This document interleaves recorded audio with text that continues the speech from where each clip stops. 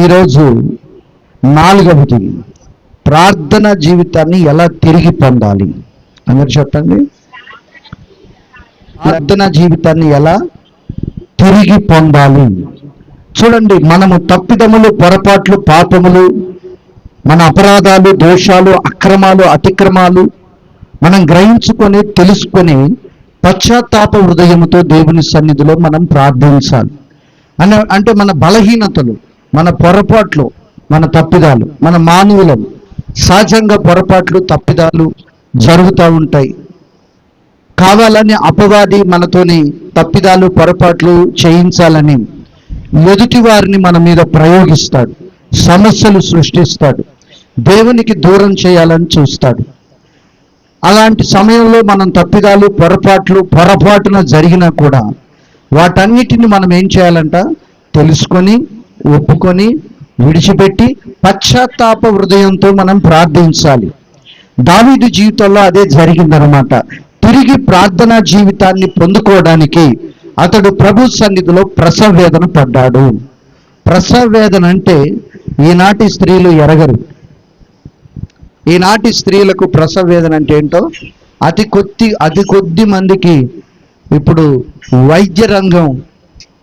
వైద్యపు యొక్క రంగం విస్తరించి డాక్టర్సు సదుపాయాలు అనేకమైనవి వచ్చాయి. కానీ స్త్రీలకు ఎలాంటి బాధ కలగకుండా సుఖప్రసవం జరగడానికి ప్రయత్నాలు సలుపుతున్నారు. కానీ ఒకప్పటి రోజుల్లో ఒక స్త్రీ ఒక బిడ్డని కనాలంటే ఆ వేదన, ఆ బాధ, ఎలాంటి వైద్య పరికరాన్ని లేని దినాల్లో కేవలము దేవుని మీద ఆధారపడి దైవ కటాక్షం చేతనే ఆ పెయిన్స్, ఆ నొప్పులు తీస్తూ వాళ్ళు బిడ్డలకు జన్మనించేటప్పుడు వాళ్ళ ఆర్తనాదం వేరు.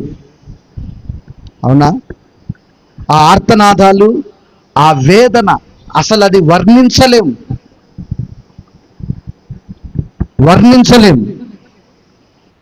అలా ఉంటుంది ప్రసవ వేదన స్త్రీకి. అలాంటి తట్టుకునే శక్తిని దేవుడు స్త్రీలకు ఇచ్చాడు. మీరెంతో గొప్పవాళ్ళు. హల్లెలూయా. నిజంగా ఆ వేదన, ఆ బాధ పడ్డ వాళ్ళకి తెలుస్తుంది అన్నమాట. అలాగే దావీదు కూడా ప్రార్థనలో పశ్చాత్తాపంతో తిరిగి ప్రార్థన జీవితాన్ని కోల్పోయాడు. ప్రార్థన జీవితాన్ని తిరిగి దాన్ని దక్కించుకోవడానికి ప్రభు సన్నిధికి వచ్చి ఒక స్త్రీ ప్రసవ వేదన పడినట్లుగా తాను కూడా ప్రసవ వేదన పడుతున్నాడు. అంటే అలాంటి ఒక పశ్చాత్తాపం. ఈరోజు కోల్పోయిన ప్రార్థన జీవితాన్ని తిరిగి పొందుకోవాలంటే పశ్చాత్తాపం అనేది ప్రతి విశ్వాసికి అవసరం అండి. పశ్చాత్తాపం లేకపోతే తిరిగి దైవ కనికరాన్ని మనం పొందుకోలేమండి. 51వ కీర్తన 1 నుంచి కనుక మనం చూస్తే, దేవా నీ కృప చొప్పున నన్ను కరుణించు, నీ వాత్సల్య బాహుల్యం చొప్పున నా అతిక్రమాలు తుడిచివేయి, నా దోషం పోవునట్లు నన్ను బాగుగా కడుగును, నా పాపము పోయేటట్లు నన్ను పవిత్రపరచు. చూడండి, మన అతిక్రమాలు మనకు తెలిసినా కొంతమంది ఒప్పుకోరండి. కొంతమంది ఏం చేస్తారు, వాళ్ళ తప్పులు వాళ్ళకి తెలిసినా కూడా సమర్థించుకుంటారే తప్ప, అయ్యో ఒక దైవజనుడు నన్ను హెచ్చరిక చేశాడు, ఒక ఆత్మీయుడు నా పాపాలను బట్టి దావీదుని హెచ్చరిక చేసినట్లుగా మీ జీవితాన్ని మార్చుకోండి అని వాళ్ళు హెచ్చరిక చేశారు, నేను మార్చబడతాను, నేను రూపుదిద్దబడతాను అని ఏం చేయట్లేదంట. పాపాలు తెలిసినా పశ్చాత్తాపడటం లేదు. వాటిని ఒప్పుకొనకుండా కప్పి పెట్టుకుంటున్నారు. ఏం చేస్తున్నారండి? కప్పి పెట్టుకుంటున్నారు. అతిక్రమాలు తెలిసినా కూడా ఒప్పుకొని విడిచిపెట్టడం లేదు. వాటిని కప్పిపుచ్చడానికి ఇంకా 10 అబద్ధాలు, 20 అబద్ధాలు చెప్పిన వాళ్ళ మీద ఈర్ష్యపడటం, గద్దించిన వాళ్ళ మీద పగ పెంచుకోవటం చేస్తున్నారు ప్రస్తుత కాలము రోజుల్లో ఉన్న సంఘాల్లో ఉన్న విశ్వాసులు. హల్లెలూయా. దావీదుకు హెచ్చరిక చేశాడు నాతాను ప్రవక్త, నువ్వు చేసింది బాగోలేదని, నువ్వు చేసింది పాపమని, నువ్వు చేసింది తప్పని, హెచ్చరిక చేసినప్పుడు తాను చేసిన తప్పును తెలుసుకొని మందిరంలోకి వెళ్ళి దేవుని సన్నిధిని ఆయన తన పాపాలు ఒప్పుకుంటూ ప్రసవేదన పడుతూ ప్రార్థన చేశాను. నా అతిక్రమాలు నాకు తెలిసేది. కొంతమందికి తెలిసినా కూడా నేను ఎప్పుడు చేశాను? అవునా? ఈరోజు కప్పిపెట్టుకునే వాళ్ళు కాదు, ఒప్పుకొని విడిచిపెట్టాలి. దేవుని వాక్యం సెలవిస్తుంది, అతిక్రమాలు దాచిపెట్టువాడు వర్ధిల్లడు, కానీ వాటిని ఒప్పుకొని విడిచిపెట్టేవాడు దేవుని కనికరాన్ని పొందుకుంటాడని రాయబడింది. ఈరోజు తిరిగి దేవుని కనికరం పొందాలన్నా, తిరిగి నీ మొదటి ప్రార్థన జీవితాన్ని పొందాలన్నా, నువ్వు మొదటిగా పశ్చాత్తాప హృదయంతో ప్రభు సన్నిధిలో మోకరిల్లాలి. ఏం చేయాలండి? మందిరంలో పశ్చాత్తాపంతో ప్రార్థన చేయాలి. దేవుని కనికరం లేకుండా మనం ఎన్ని చేసినా విఫలమవుతాయండి. దేవుడు కనికరం ఉంటే మనం చిన్న ప్రార్థన చేసినా, చిన్న ప్రయత్నం చేసినా పెద్ద కార్యం కనపడుతుంది మన కళ్ళ ముందర. ఆమేన్, హల్లెలూయా. దేవుని కనికరం సారెపాతు విధవరాలపై ఉంది. ఎంతండి? ఎంత కార్యం అండి? చిన్న కార్యం, చిన్న పని చేసింది, చిన్న ప్రార్థన. ఎంత కార్యం చేసింది? పెద్ద కార్యం. హల్లెలూయా. తాను కూడా పశ్చాత్తాపడి మొదటిగా దైవజనుడికి లేదన్నానే, ఆకలితో వచ్చిన దైవజనుడి ఆకలి తీర్చలేకపోయానని పశ్చాత్తాపడి, సరే ఏది ఏమైనా కానీ అని ఒక చిన్న పనికి పూనుకుంది. పెద్ద కార్యాలు వాళ్ళు చూశారు. ఆమేన్, హల్లెలూయా. దావీదు ఏమంటున్నాడు? నా అతిక్రమాలు నాకు తెలిసే ఉన్నవి, నా పాపం ఎల్లప్పుడూ నీ ఎదుటనున్నది. నీకే కేవలము, నీకే విరోధంగా నేను పాపం చేసి ఉన్నాను. నీ దృష్టి ఎదుట నేను చెడుతనం చేసి ఉన్నాను. కావున ఆజ్ఞ ఇచ్చేటప్పుడు ఎలా కనపడతాడట దేవుడు? నీతిమంతుడిగా అగపడుదువు. తీర్పు తీర్చేటప్పుడు నిర్మలుడుగా అగపడుదువు. నేను పాపములోనే పుట్టినవాడను. ఈ ప్రసవ వేదనంతా, ఈ ప్రార్థనంతా ఎందుకంట? ఆయన ఈనపరుచుకుంటున్నాడు. ఎందుకంట? కోల్పోయిన ప్రార్థన జీవితాన్ని తిరిగి దక్కించుకోవటం కోసం, తిరిగి పొందుకోవటం కోసం. ప్రార్థన లేకపోతే ఏమవుద్ది? దేవుని కాపుదల లేకపోతే ఏమవుద్ది? దేవుని ఆదరణ లేకపోతే ఏమవుద్ది? దేవుని కంచె తీసివేయబడితే ఏమవుద్దో దావీదుకు తెలుసు. ఆ వేదన, ఆ బాధ వర్ణనాతీతం అన్నమాట. ప్రార్థన లేకపోతే అపవాది ఏం చేస్తాడట? హృదయాలను ఆక్రమించి జీవితాలను నాశనం చేసి నరక శిక్షకు పాత్రులుగా చేస్తాడు. కుటుంబాన్ని నాశనం చేస్తాడు ప్రార్థన కంచె లేకపోతే. ఆ ప్రార్థన ఉంటేనే దేవుని ఆదరణ, దేవుని నెమ్మది, దేవుని కార్యాలు కళ్ళారా చూడగలమనే సత్యం దావీదుకు బాల్య వయసు నుంచి తెలుసు. తెలియక పాపములో పడిపోయి ప్రార్థనను పోగొట్టుకున్నాడు. దాన్ని తిరిగి దక్కించుకోవడానికి వేదన పడుతున్నాడు దేవుని సన్నిధిలో. ఎప్పుడు దొరుకుద్దంట అది? తిరిగి పోయిన ప్రార్థన, కోల్పోయింది ఎప్పుడు దొరుకుద్దట? పశ్చాత్తాపం కలగ, కన్నీళ్లు విడవాలి. ఏమండి? కన్నీళ్ళు. ఎలాంటి పశ్చాత్తాపం? ఏలియాను జ్ఞాపకం చేసుకొని నేను కూడా ప్రార్థన చేశాను నిన్న. మోకాళ్ళ మీద ఉండి తలకాయ ఇరికించుకొని ప్రార్థన చేయాలి. అలాంటి ప్రార్థన, అలా ప్రార్థన చేయాలి దేవునికి. 3 రోజులు ఉపవాసం, ఇవాళకి 3వ రోజు. మంచినీళ్ళే తప్ప ఏం లేవు. ఉదయం ఒక టీ, సాయంత్రం కొంచెం లైట్గా, అంతే. ఇవాళకి 3 రోజులు ప్రసవ వేదనతో సంఘాల కోసం, కుటుంబాల కోసం, మా కుటుంబం కోసం సంఘాలు విస్తరించబడాలి. సంఘ బిడ్డల్లో కార్యాలు జరగాలి. ప్రార్థన జీవితాన్ని సంఘం పొందుకున్నప్పుడే సంఘం విస్తరిస్తుంది. ఏమండి? సంఘం విస్తరిస్తుంది అని భార్యాభర్తలు ఇద్దరం 3 రోజులు ప్రార్థన చేస్తున్నాం. కఠిన ఉపవాసం. ఏమండి? శరీరాన్ని నలగొట్టుకుంటూ కన్నీళ్లు విడుస్తూ దేవుని సన్నిధిలో మొరపెడుతున్నాం. సంఘం కూడా ఏం చేయాలంట? మొర్ర నేర్చుకోవాలి. పెదాలతో ప్రార్థన కాదు, విరిగి నలిగిన హృదయంతో ప్రోక్షించబడాలి దేవుని సన్నిధిలో మీ హృదయాలు. కన్నీళ్లు విడవాలి, వేదన కలగాలి, బాధ కలగాలి. ఏం కలగాలంట? వేదన, బాధ, రోదన. ఎదుటి వారి సమస్య నీ సమస్యలాగా దేవుని సన్నిధిలో నువ్వు మూలగాలి. ఎవరికి ఉందండి ఆ భారం? ఉందా మీకు? మరి ఉంటే ఇంకా మీలాంటి వాళ్ళు తయారు కావాలని మీరు ఏం చేయాలి? ఇంకా ప్రార్థన చెయ్యాలి. ప్రార్థన ద్వారానే సంఘం విస్తరిస్తుంది. మీ సాక్ష్యాల ద్వారా సంఘం విస్తరిస్తుంది. ప్రార్థన ద్వారా మీ కుటుంబాలు కట్టబడతాయి. ప్రార్థన చేయకుండా మీరు ఎన్ని ప్రయత్నాలు చేసినా మీ కుటుంబాల్లో మార్పు రాదండి. నీ వ్యక్తిగత ప్రార్థన దేవునికి అవసరం. రహస్యమందు చూచుచున్న నీ తండ్రికి నీవు ఏలియా వలె, దావీదు వలె ప్రార్థన చేసే ప్రార్థన జీవితం ముఖ్యం.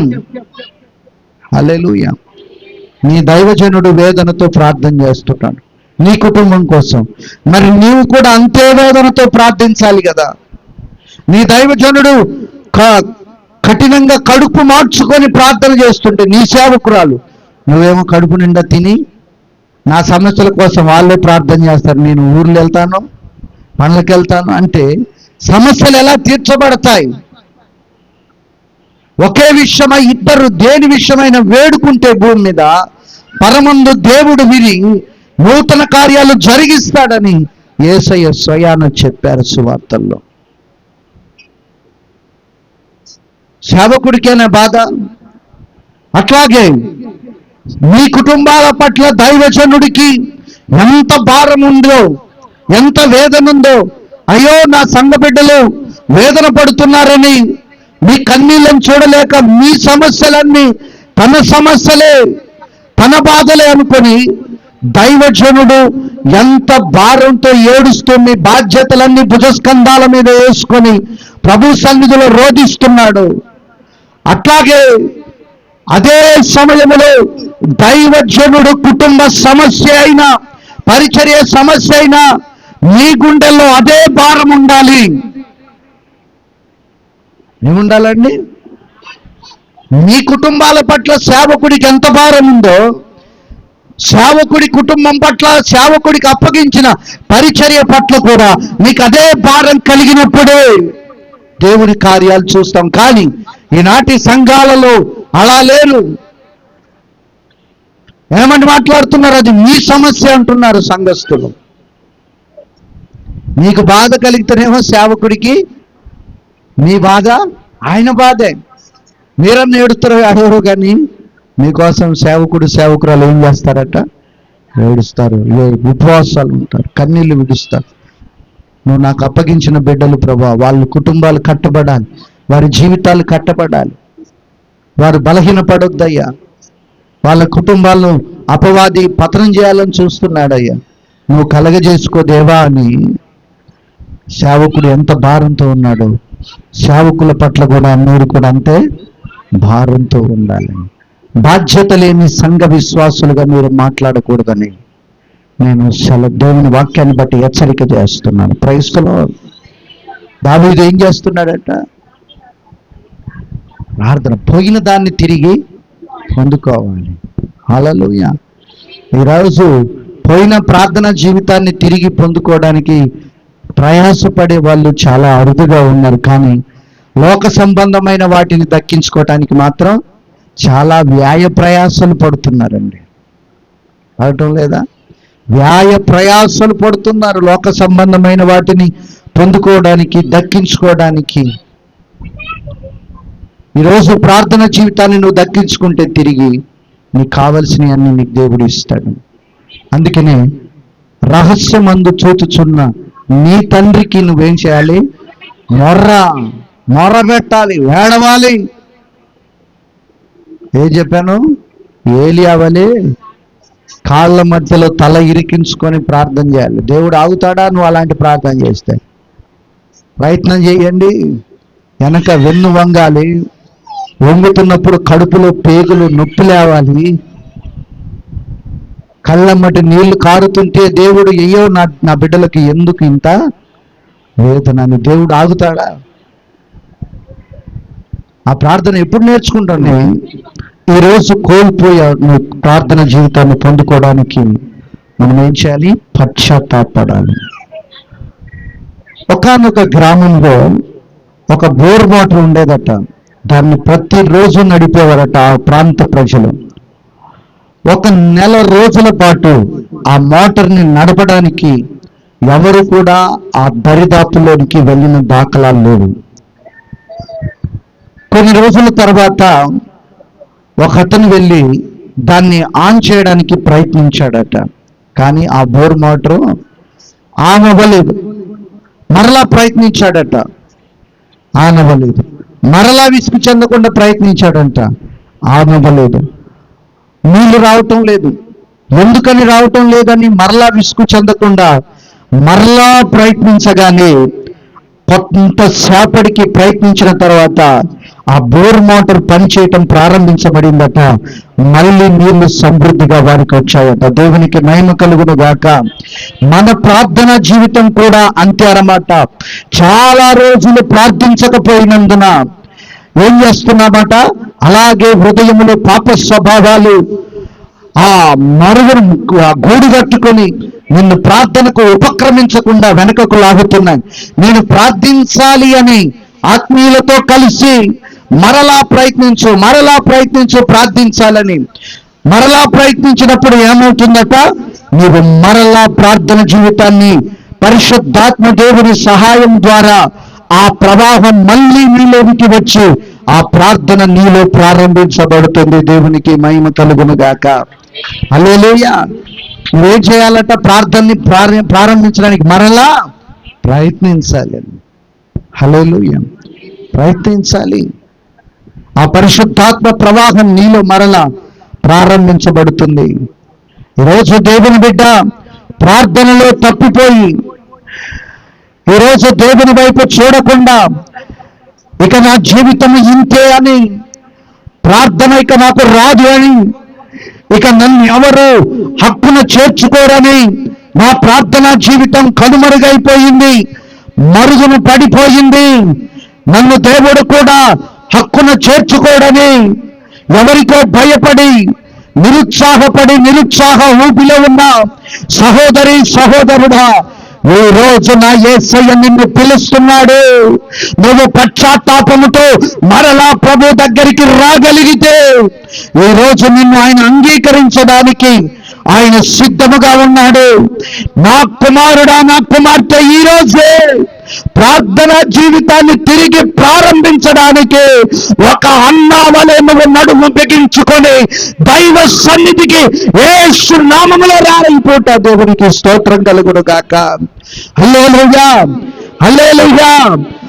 అన్నా ఎప్పుడైతే ప్రార్థన చేయడానికి వచ్చిందో, ఎప్పుడైతే ప్రార్థనతో తన హృదయాన్ని నింపుకుందో, తన జీవితంలో పరిశుద్ధాత్మ ప్రవాహము ప్రారంభించబడింది.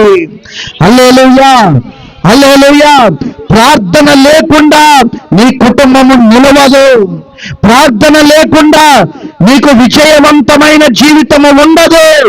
ఎప్పుడైతే ప్రార్థన చేస్తావో నీ కుటుంబం యేసులో కట్టబడుతుంది. ఎప్పుడైతే ప్రార్థన చేస్తావో ఒక విజయవంతమైన జీవితాన్ని క్రీస్తు యేసు నామములో నువ్వు చూడగలుగుతావు. విజయోత్సవముతో యోసేపును ఊరేగించిన దేవుడు నీ బంధువుల్లో, నీ రక్త సంబంధికుల్లో, నీ కుటుంబీకుల్లో, నీ అయిన వారిలో నిన్ను ఊరేగిస్తాడు. నమ్మితే చప్పట్లు కొట్టి ఈ పగటికాల సమయంలో దేవుణ్ణి మహిమపరచు. ఆమేన్. హల్లెలూయా, హల్లెలూయా. నువ్వేం చేయాలట? నీ ప్రార్థనా జీవితాన్ని పశ్చాత్తాపడి తిరిగి ప్రారంభించాలి. ఈరోజే, ఇక ఆలస్యం లేదు. సమయం వృధా చేయకూడదు. ఏం పొందుకోవాలి? కోల్పోయిన ప్రార్థనా జీవితాన్ని. ఏ ప్రార్థనతో? పశ్చాత్తాప ప్రార్థించు. పశ్చాత్తాపడు. చాలా మంది పశ్చాత్తాపడటం లేదు ఈ రోజుల్లో. ఏమండి? ఏం చేయటం లేదంట. దావీదు 51వ కీర్తనలో మామూలు పశ్చాత్తాపం అది. హల్లెలూయా, హల్లెలూయా. పేతురు పశ్చాత్తాపడ్డాడు. ప్రార్థన జీవితాన్ని కోల్పోయి అపవిత్రాత్మ చేత పట్టబడి యేసు ఎవరో ఎరగనన్నాడు. అదే సమయంలో కోరికగానే అలా యేసయ్య ముఖం వైపు తేరి చూచాడు. గుండెంత భారంతో పశ్చాత్తాపంతో నిండిపోయి తల బాదుకొని గుండెలు బాదుకొని, అయ్యో నేను దౌర్భాగ్యుడనే, ప్రభు చేత మేలును పొంది ఆయననే ఎరగనన్న దౌర్భాగ్యుడనే అని గుండెలు అవిశ్యాల. ఆ రోజు పేతురు పశ్చాత్తాపడి ఇక ఎన్నడూ కూడా నిన్ను ఎరగను అనే మాట వాడనని తీర్మానం తీసుకొని సిలువలో మేకుల చేత గుచ్చబడిన దేవుని ఎదుట పశ్చాత్తాపడి ఒక బలమైన సేవకుడిగా రూపుదిద్దబడ్డాడు. దేవునికి స్తోత్రం కలుగును గాక. ఏ ప్రార్థన చేశాడట పేతురయ్య గారు? పశ్చాత్తాప ప్రార్థన చేశాడు. పశ్చాత్తాప పడకుండా హృదయాన్ని కఠినపరుచుకున్నటువంటి యూదా ఇస్కరియోతు ఏమయ్యాడట? సమాధానం లేక నెమ్మది లేక చెట్టుకు ఉరేసుకొని ఆఖరికి ఒరే దుర్మార్గుడా, ఈ పాపాన్ని నాకెందుకు అంటగడతావు అని చెట్టు కూడా వాడి పాపాన్ని భరించలేక ఇరిగిపోయిందట చెట్టు కొమ్మ. ఆ కొమ్మ ఇరిగిపోగానే కింద ఒక మునుపైన కొచ్చట్రాయి ఇలా ఉందట, బండరాయి. ఆ బండరాయి మీద పైనుంచి పడగానే వెన్నులో నుంచి రాయి బయటికి వెళ్ళి నడిమికి బద్దలై పొట్ట పేగులు బయటికి వచ్చి చచ్చిపోయాడట. దాన్ని కుక్క చావు అంటారు. ఏ చావు అంటారండి దాన్ని? ఎందుకు వచ్చింది ఈ పరిస్థితి? ప్రభు నమ్ముకున్నాడు, ప్రార్థన జీవితాన్ని కోల్పోయాడండి. ఈరోజు నీ పని కోసం ఆదివారం మానేసి ప్రభుని నమ్ముకోవద్దు. నీ స్వలాభాల కోసం ఆదివారం మానేసి ప్రభుని, ఎంత నష్టమైనా ప్రతి సండే దేవుని ఆరాధించు. నష్టాల్లో లాభాలు ఇస్తాడు దేవుడు, కష్టాల్లో నెమ్మదిని ఇస్తాడు దేవుడు, వ్యాధులు కలిగినప్పుడు స్వస్థత ఇస్తాడు దేవుడు. నీ కొరకు నేను సమస్తాన్ని పరిత్యజించాను కదయ్యా, ఈరోజు ఈ స్థితిలో ఉన్నాను, నన్ను జ్ఞాపకం చేసుకొని అడగగలిగే ధైర్యం నీకు ఉండాలి. యేసయ్యను నీ కొరకు ఎవ్రీ సండే ఉన్నానయ్యా, ఈరోజు ఈ స్థితిలో పడి ఉన్నానయ్యా, నన్ను జ్ఞాపకం చేసుకునే ధైర్యం నీకు ఉండాలి. ప్రతి సండే దేవుని ఆరాధించాలి. హల్లెలూయా. దేవుని ఆరాధన మీరేం చేయకూడదట? నిర్లక్ష్య చెయ్యకూడదు, నిర్లక్ష్యం చేయకూడదు. అందుకని ఇర్మియాలో అంటాడు, నువ్వు నాకు మొర్ర పెట్టు, నేను ఉత్తరం ఇస్తాను. నువ్వు మాట్లాడు. లోపం ఎవరినో ఉందంట, ఆయన ఎలా ఉన్నాడు? ప్రతి క్షణం ఐఎమ్ రెడీ అంటున్నాడు ఆయన. నేను జవాబు ఇవ్వడానికి నేను ప్రతి సెకండ్ రెడీగా ఉన్నాను అంటున్నాడు యేసయ్య. మరి మనకేం పోయే కాలం? నాకు మొర్రపెట్టు, ఉత్తరం ఇస్తాను వెంటనే. ఈరోజు నుంచి మొరపెడతావా? అందరం కళ్ళు మూసుకుందాం. ఈరోజు నుంచి మొరపెడతావా సోదరి? ఈరోజు నుంచి కోల్పోయిన ప్రార్థన జీవితాన్ని తిరిగి పొందుకోవడానికి ఒక దావీదు వలె, ఒక పేతురు వలె, ఉద్భవ దగ్గర పశ్చాత్తాపంతో ప్రార్థన చేసిన యాకోబు వలె ప్రార్థన జీవితాన్ని పొందుకోవడానికి పశ్చాత్తాపడతావా?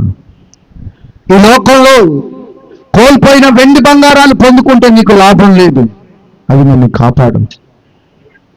ఈరోజు ఆత్మీయ జీవితాన్ని కోల్పోతే, ప్రార్థన జీవితాన్ని కోల్పోతే తిరిగి దాన్ని పొందుకోవడానికి ప్రార్థన చేయి, పశ్చాత్తాపడు, నీ పాపాలు ఒప్పుకో.